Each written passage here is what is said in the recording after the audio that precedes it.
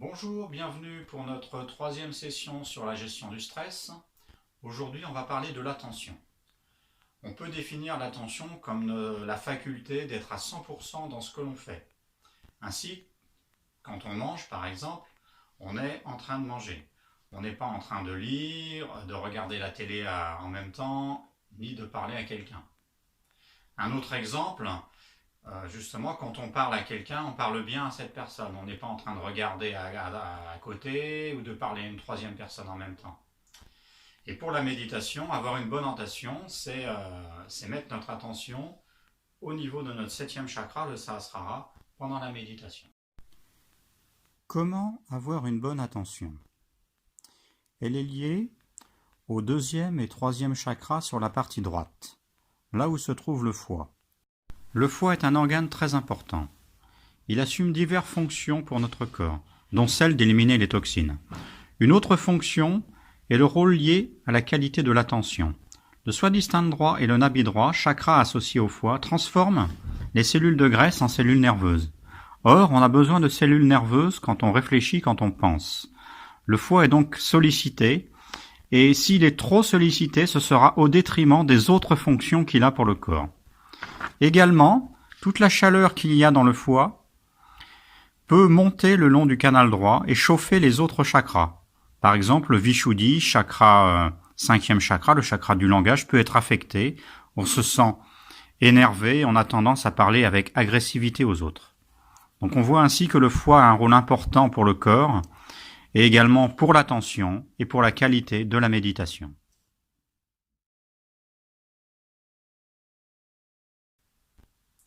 On va monter notre Kundalini et faire nos bandhanas. On tourne avec la main droite autour de la main gauche. Jusqu'en haut de la tête, on fait un nœud. On monte une deuxième fois. Là, on fait 2 nœuds. Une troisième fois. On va faire 3 nœuds. On fait 7 bandhanas, des protections pour chacun des 7 chakras. Premier chakra, deuxième, troisième, quatrième, cinquième, sixième et septième chakra. On pose les 2 mains sur les genoux et on met l'attention à l'intérieur de nous. On va commencer par un équilibrage. On met la main droite sur le sol en direction de la terre. Et on va inviter notre énergie Kundalini à purifier notre canal gauche, canal émotionnel.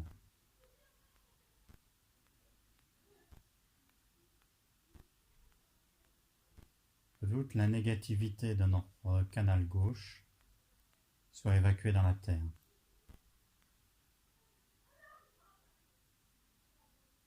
On laisse agir.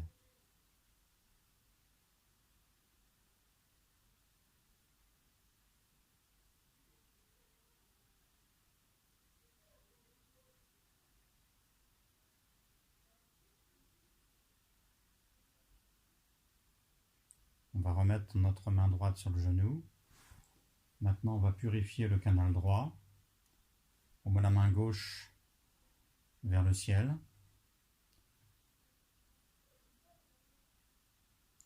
Et on invite l'énergie Kundalini à évacuer toute la chaleur du canal droit dans l'air et dans l'éther.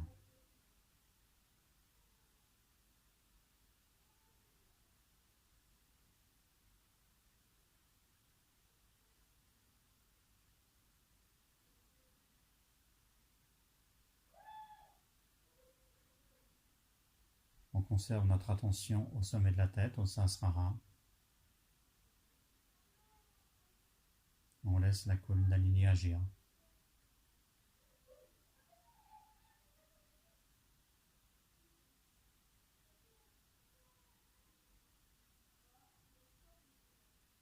On va reposer notre main gauche sur le genou. Maintenant, on va faire un exercice d'attention.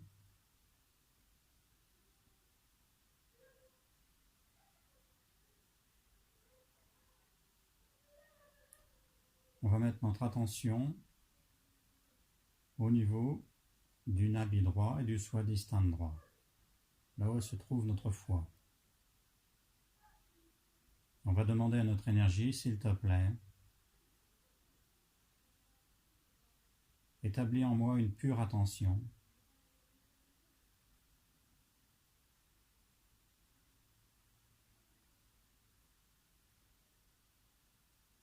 Détruis toutes les toxines dans mon foie.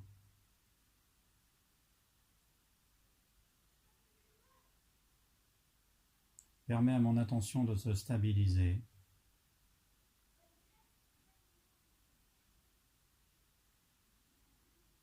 Dans le silence. Et maintenant, on va mettre notre attention dans chacun des 7 chakras.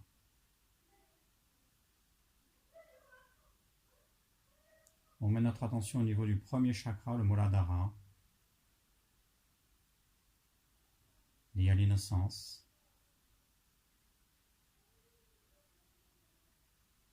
Mère Kundalini, établissez en moi la qualité de l'innocence.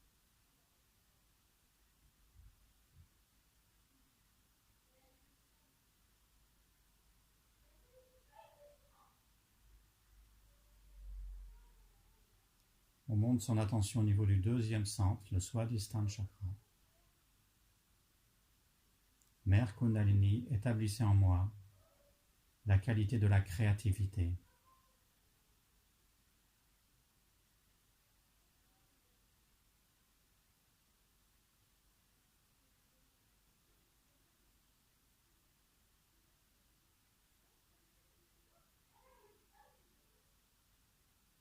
On monte son attention au niveau du troisième chakra, au niveau du ventre, le Nabi chakra. Mère Kundalini, établissez la satisfaction, la paix à l'intérieur de moi.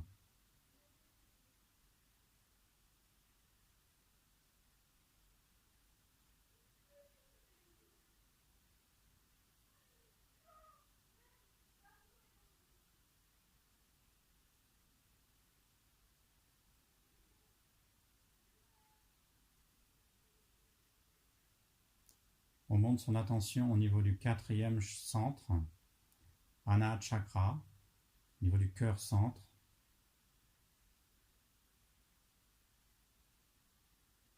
Mère Kundalini, établissez en moi un sentiment de sécurité, un sentiment de protection.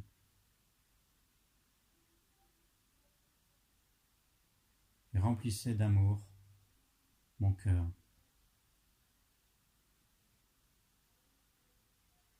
Permettez à mon cœur d'exprimer tout l'amour qu'il contient.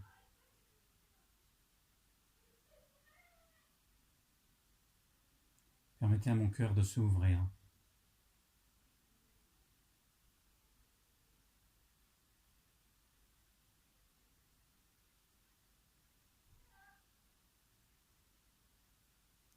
On monte son attention au niveau du cinquième centre, Vishuddhi chakra. Mère Kundalini, établissez en moi la qualité de la communication et du détachement.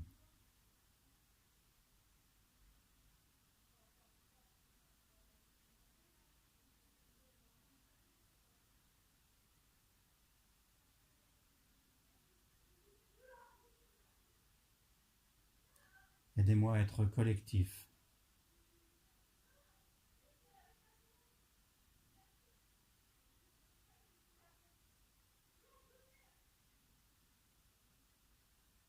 Puis on va monter notre attention au niveau du sixième centre, Agya chakra, au niveau du front. Par votre grâce, Mère, je pardonne. J'ai la qualité de pardonner à moi-même et à tout le monde.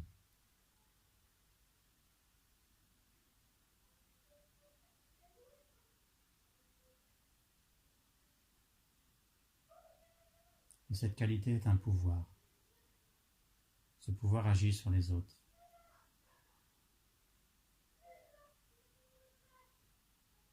Ce sont des vibrations bienfaisantes pour moi et pour les autres.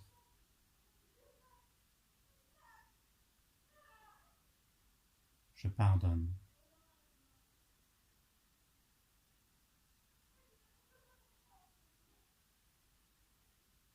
On met notre attention au niveau du 7e centre, le Sahasrara, sommet de la tête, la fontanelle. On invite l'énergie Kundalini à venir jusque-là. Mère Kundalini, permettez-moi d'être en conscience sans pensée, en état de silence, et d'être connecté avec l'énergie primordiale.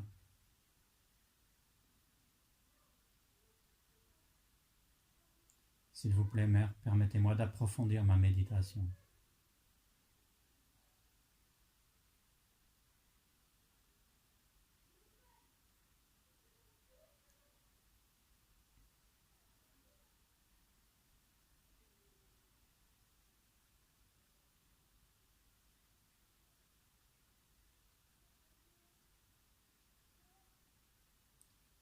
On va rester en état de méditation et on va écouter maintenant Shri Mataji.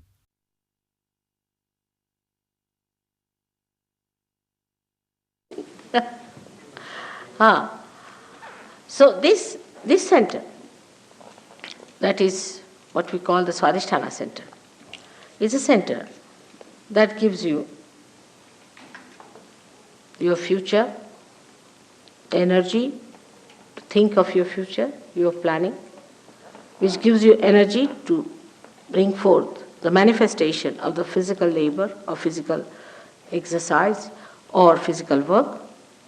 This poor center has to work for one work, to convert the fat for the use of the brain. Now if one center which has to do many other things starts doing only one work, all other things are neglected.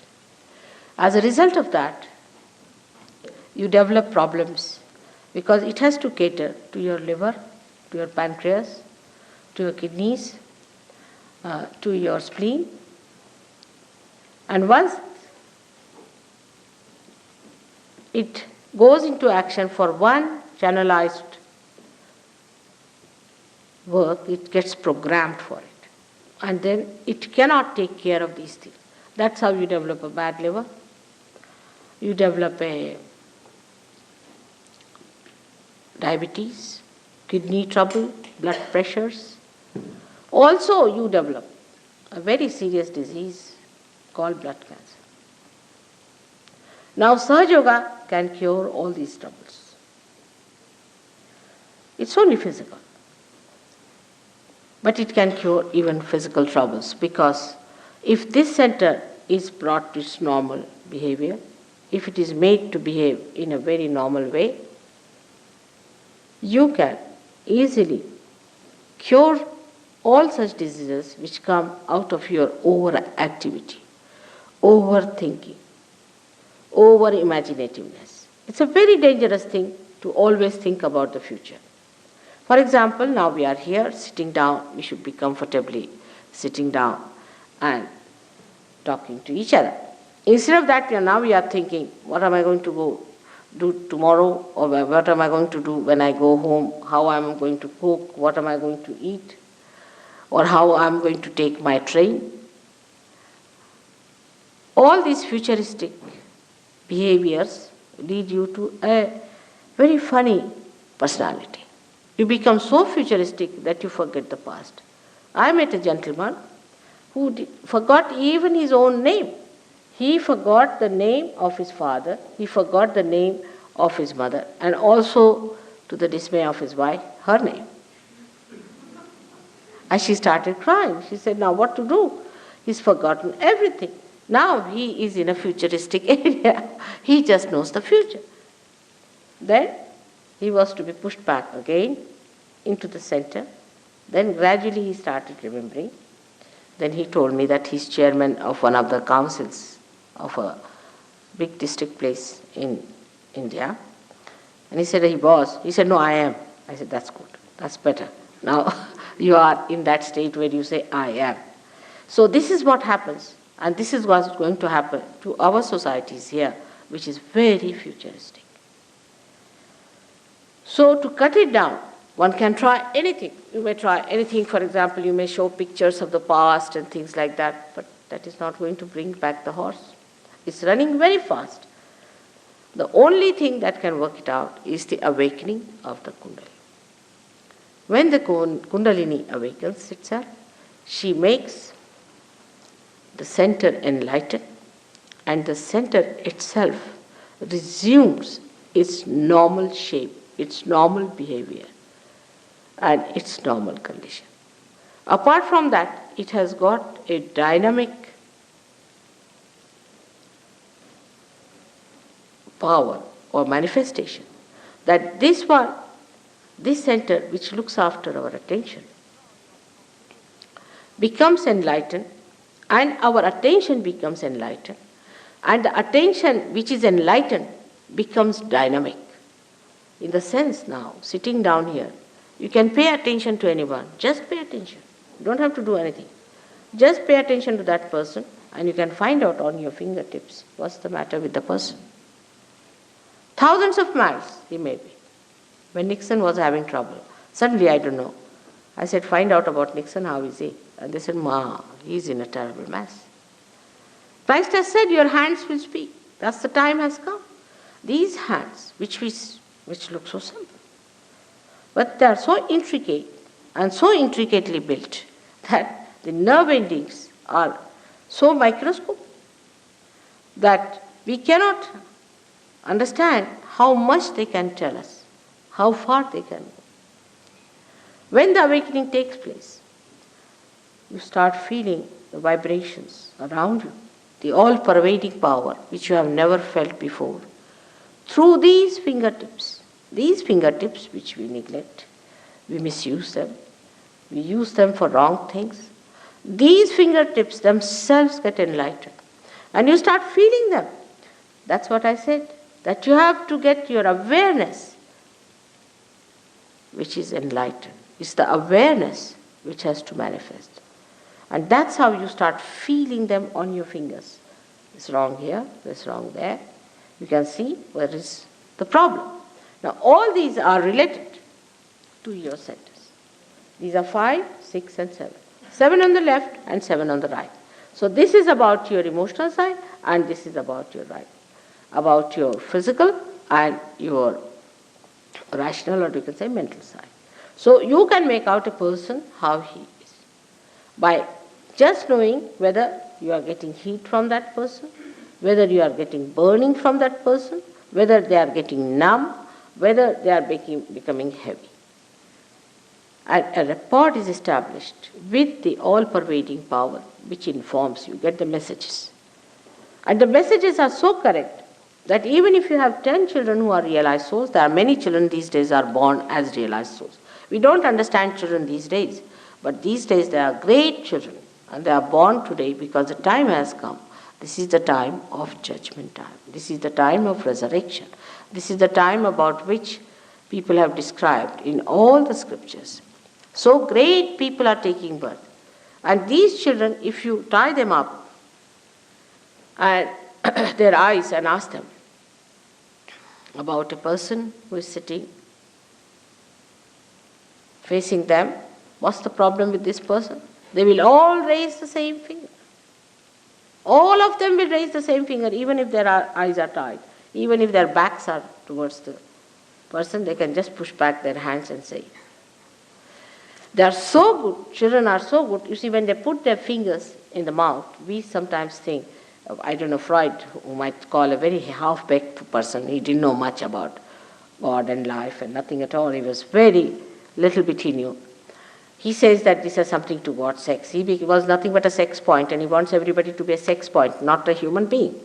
So this fellow, whatever he may say, but the truth is that it is nothing to do with sex.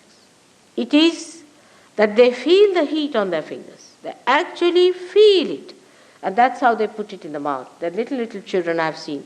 We have one here who has come from England, from London. There's another one who is from here somewhere. And all of these, if you ask them, they will immediately tell where is the catch, which chakra is catching. Now, children, you cannot be fooled. They all tell you the same thing. that this is what is happening. So your awareness is enlightened, and your hands, which have got the sympathetic endings here, tell you. We can say that now in our central nervous system we can feel about others and about ourselves. Now supposing you are sitting here and I ask you, what's the problem with you? You would say, I don't know what's the problem with me is. I don't know. But I may be able to tell you what's the problem is. If you go and see the doctor, he'll say, yes, that's the problem. How do you know? You don't have to go to any examination, for all pathological examination where all your teeth are taken out, eyes are taken out, and by the time you end up, they tell you, you are the healthiest man. You don't have to go to all these horrible things. You don't have to waste any money and try all these frustrating things. Just putting your hands, you will know about.